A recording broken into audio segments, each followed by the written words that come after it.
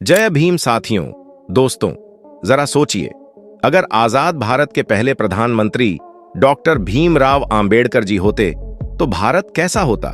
क्या आज भारत गरीबी, जातिवाद और असमानता की जंजीरों से इतनी बुरी तरह जकड़ा हुआ होता? क्या हर बच्चा शिक्षा से वंचित होता, या फिर भारत दुनिया के सबसे विकसित देशों की कतार में खड़ा होता?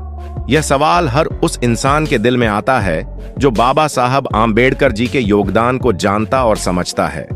लेकिन अफसोस, इतनी बड़ी शख्सियत जिसने करोड़ों दलित, पिछड़े और वंचित समाज को इंसान होने का अधिकार दिलाया, जिसने हमें दुनिया का सबसे बड़ा लिखित संविधान दिया, जिसने लोकतंत्र की नींव रखी, वो बाबा साहब आंबेडकर जी भारत के प्रधानमंत्री क्यों नहीं बन पाए? आखिर इसके पीछे की सच्चाई क्या थी? क्या सच में बड़े नेताओं की कोई चाल थी, कोई राजनीतिक षड्यंत्र था, या फिर जातिवाद की दीवारें इतनी मजबूत थीं कि बाबा साहब को प्रधानमंत्री की कुर्सी तक पहुंचने ही नहीं दिया गया? दोस्तों, इस वीडियो के आखिर तक बने रहिए, क्योंकि आप जानेंगे वह सारे कारण, वो सारे राज्य जिनके चलते बाबा साहब आंबेडकर प्रधानमंत्री नहीं बन पाए।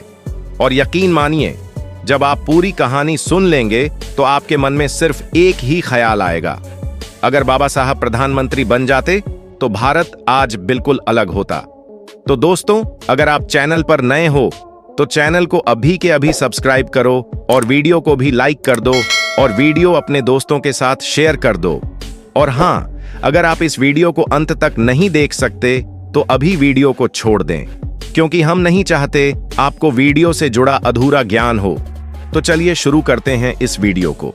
दोस्तों, भारत का निर्माण करने में बाबा साहब आंबेडकर जी का योगदान किसी एक किताब में समेटा नहीं जा सकता। उन्होंने बचपन से ही अन्याय और भेदभाव का सामना किया। पानी तक पीने की आजादी नहीं थी, स्कूल में बैठने की जगह नहीं थी, समाज में इंसान समझा ही नहीं जाता था। लेकिन वही बच्चा आगे चलकर इतना बड़ा विद्वान बना कि पूरी दुनिया ने उसे सलाम किया। उन्होंने अमेरिका और लंदन से उच्च शिक्षा प्राप्त की, अर्थशास्त्र, राजनीति, समाजशास्त्र, हर क्षेत्र में महारत हासिल की। जब भारत आजाद हुआ तो संविधान सभा ने उन्हें संविधान मसौदा समिति का अध्यक्ष चुना। दोस्तों, यह कोई छोटा सम्मान नहीं था, यह इस बात का सबूत था कि बाबा साहब आंबेडकर जी के बिना भारत की कल्पना अधूरी थी। उन्होंने दुनिया का सबसे बड़ा लिखित संविधान तैयार किया, जिसमें हर नागरिक को समानता, आजादी और न्याय का अधिकार मिला। उन्होंने दलितों, महिलाओं और पिछड़ों को वो हक दिए जिनका सपना उन्होंने सदियों से देखा था। लेकिन दोस्तों, सवाल अब भी वही है, इतना बड़ा योगदान देने वाला इंसान प्रधानमंत्री क्यों नहीं बन पाया? क्यों उसकी प्रतिभा और मेहनत के बावजूद उसे सिर्फ संविधान निर्माता तक ही सीमित कर दिया गया? तो दोस्तों, अब आते हैं असली मुद्दे पर। बाबा साहब प्रधानमंत्री क्यों नहीं बने? उन्हें प्रधानमंत्री बनने से रोकने के पीछे के कारण थे। जैसे दोस्तों, उस दौर में राजनीति पूरी तरह से उच्च जातियों के हाथ में थी। ब्राह्मण, राजपूत और ऊंची जातियों के नेता ही बड़े पदों पर बैठते थे। एक दलित का प्रधानमंत्री बनना उनके लिए असंभव जैसी बात थी। अगर बाबा साहब आंबेडकर जी प्रधानमंत्री बन जाते तो पूरे देश की सामाजिक संरचना हिल जाती, और यही डर कई बड़े नेताओं को था। बाबा साहब आंबेडकर जी की सोच थी, देश पहले है, राजनीति बाद में, जबकि उस समय के बड़े नेता सत्ता और कुर्सी की राजनीति में उलझे हुए थे। कांग्रेस पार्टी में भी कई लोग नहीं चाहते थे कि बाबा साहब आंबेडकर जी इतना ऊंचा पद पाएं। उन्हें डर था कि अगर बाबा साहब आंबेडकर जी प्रधानमंत्री बन गए तो सत्ता हमेशा के लिए जातिवाद की पकड़ से निकल जाएगी। दोस्तों, यह सच है कि महात्मा गांधी और जवाहरलाल नेहरू जैसे बड़े नेता उस दौर में भारतीय राजनीति पर हावी थे। कांग्रेस पार्टी ही देश की सबसे बड़ी पार्टी थी और कांग्रेस ने अपने नेताओं को ही आगे बढ़ाया।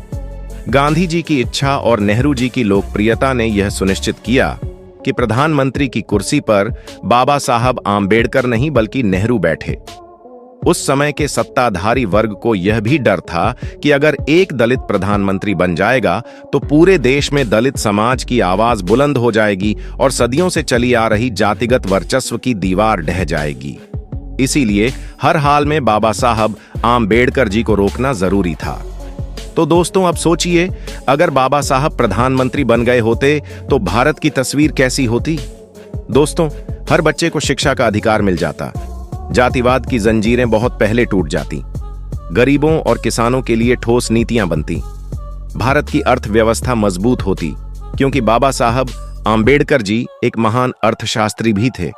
और सबसे बड़ी बात, भारत दुनिया के सामने समानता और न्याय का असली उदाहरण पेश करता। लेकिन अफसोस, ऐसा नहीं हुआ। राजनीति और जातिवाद ने मिलकर भारत को उस दिशा में जाने से रोक दिया।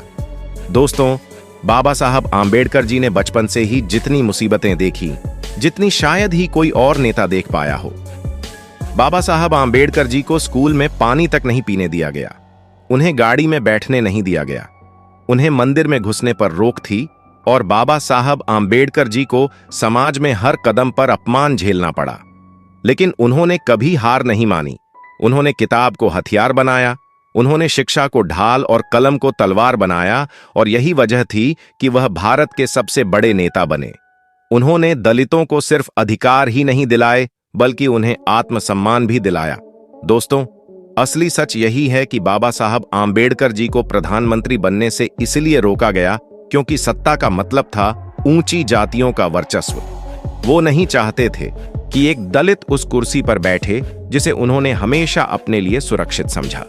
इतिहास गवाह है कि बाबा साहब आंबेडकर जी को हर कदम पर रोका गया, कभी राजनीति के नाम पर, कभी धर्म के नाम पर, कभी समाज के नाम पर।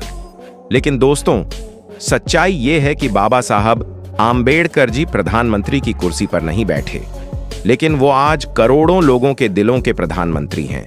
दोस्तों, बाबा साहब आंबेडकर जी का प्रधानमंत्री ना बनना सिर्फ एक व्यक्ति की हार नहीं थी, बल्कि पूरे भारत की हार थी, क्योंकि हमने उस समय वो मौका खो दिया जब एक सच्चा, ईमानदार और दूरदर्शी नेता भारत को एक नई दिशा दे सकता था। लेकिन आज भी हम उनके विचारों को अपनाकर भारत को बदल सकते हैं। बाबा साहब आंबेडकर जी का सपना था शिक्षा, समानता और भाईचारा। अगर हम सब मिलकर इसे अपना लें तो भारत आज भी दुनिया का सबसे महान देश बन सकता है। दोस्तों, अगर आपको यह वीडियो पसंद आया हो तो इसे शेयर जरूर करें, ताकि हर भारतीय को पता चले कि बाबा साहब आंबेडकर को प्रधानमंत्री क्यों नहीं बनने दिया गया। और याद रखिए, बाबा साहब आंबेडकर जी सिर्फ संविधान निर्माता नहीं थे, वह भारत के असली निर्माता थे। मगर दोस्तों, बाबा साहब आंबेडकर जी भारत के प्रधानमंत्री बनने के हकदार होने के बावजूद उन्हें प्रधानमंत्री बनने से रोका गया। आज की वीडियो में बस इतना ही। यदि आपको हमारे द्वारा बनाया गया यह वीडियो पसंद आया हो और आप चाहते हैं कि हम बाबा साहब के इस मिशन को आगे बढ़ाएं, इसके लिए आप हमें आर्थिक मदद कर सकते हैं। दिए गए QR कोड पर स्कैन करके आप हमें आर्थिक मदद कर सकते हैं, जिसकी हमें इस समय बहुत ही आवश्यकता है। बाबा साहब पर बनाया गया हमारा ये वीडियो कैसा लगा, आप हमें कमेंट करके जरूर बताएं। दोस्तों, आज की वीडियो में बस इतना ही। इस चैनल पर मैं सिर्फ बाबा साहब के जीवन से जुड़ी छोटी बड़ी सभी जानकारी लेकर आता रहता हूं। यदि आप बाबा साहब को पसंद करते हो और इनके बारे में और अधिक जानना चाहते हो तो हमारे अंबेडकर साहब जी YouTube चैनल को सब्सक्राइब कर लें। वीडियो को पूरा देखने के लिए धन्यवाद। उम्मीद करता हूं आपके विचार भी बाबा साहब की तरह अच्छे होंगे।